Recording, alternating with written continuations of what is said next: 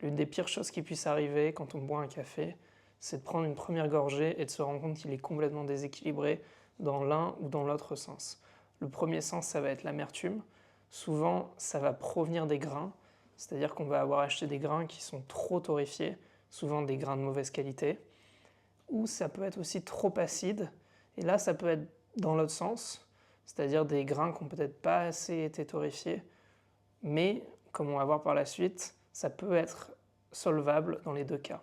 Quand on prépare son café, on a un matériau de base qui est le café en grains qu'on a acheté, et celui-ci, comme on l'a vu, s'il est trop foncé, on peut réussir à un petit peu le ramener dans la bonne direction en suivant plusieurs étapes.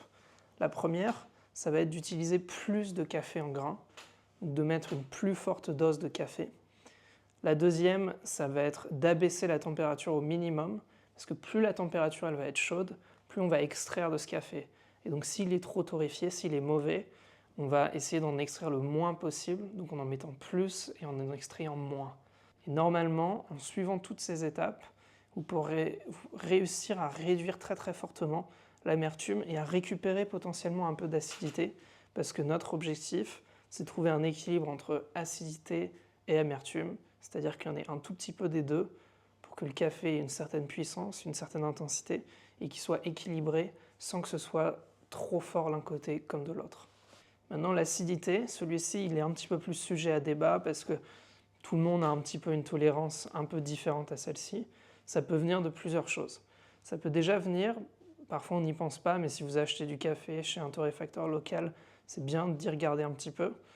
La date de torréfaction, si un café il est trop frais, parfois il peut être très acide.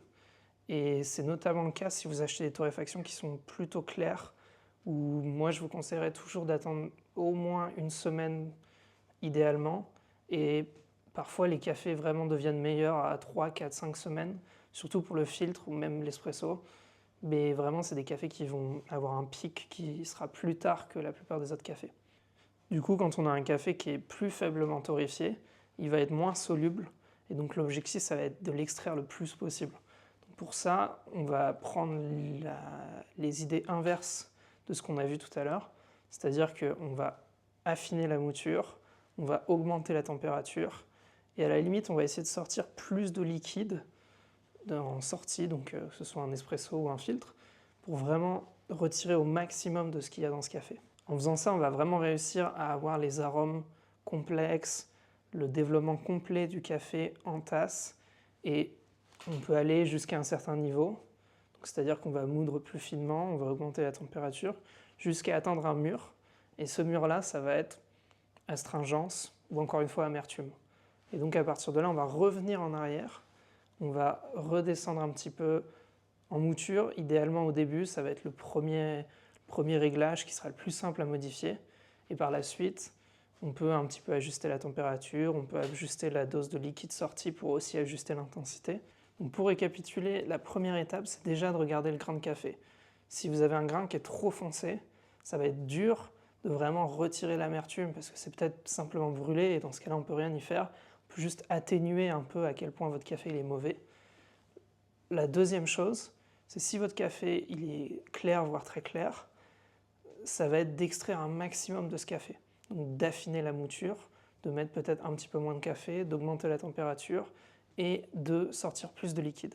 Normalement, en suivant ces conseils, vous allez pouvoir sortir du titre de cette vidéo qui était « Pourquoi mon café il est trop amer » ou « Pourquoi mon café il est trop acide » et donc reprendre le contrôle sur le produit que vous avez acheté. Il y a un dernier paramètre qu'on voit souvent sur internet, sur lequel moi j'apporte pas forcément une énorme attention, même si évidemment ça joue, mais selon le café, le matériel, tout change. Ça va être le temps d'extraction, la durée.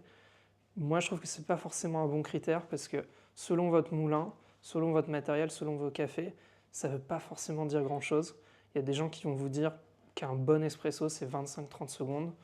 Personnellement, c'est pas mon expérience.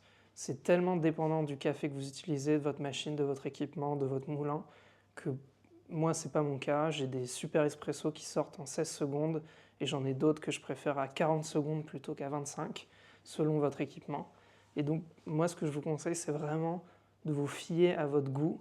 Et si vraiment vous avez des doutes, n'hésitez pas à demander à quelqu'un d'autre ce qu'il en pense, mais de ne pas écouter toutes ces histoires de secondes, et de vraiment vous concentrer sur qu'est-ce que vous sentez.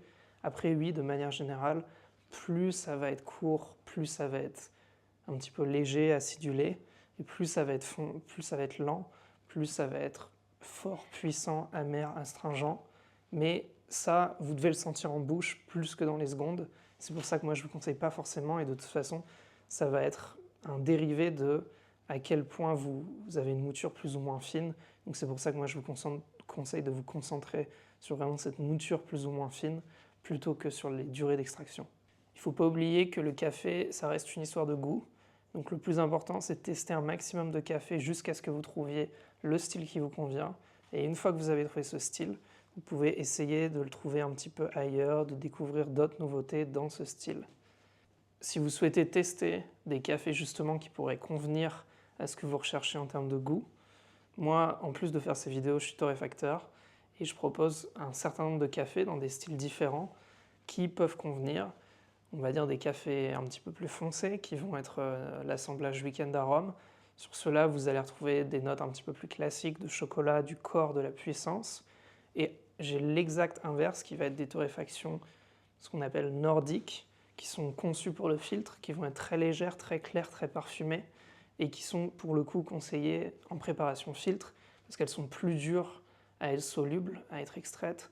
Là où le mélange cité précédemment, le Weekend Arôme, il est beaucoup plus soluble, donc il convient beaucoup plus à une utilisation, on va dire, facile à la maison, si on veut quelque chose de classique.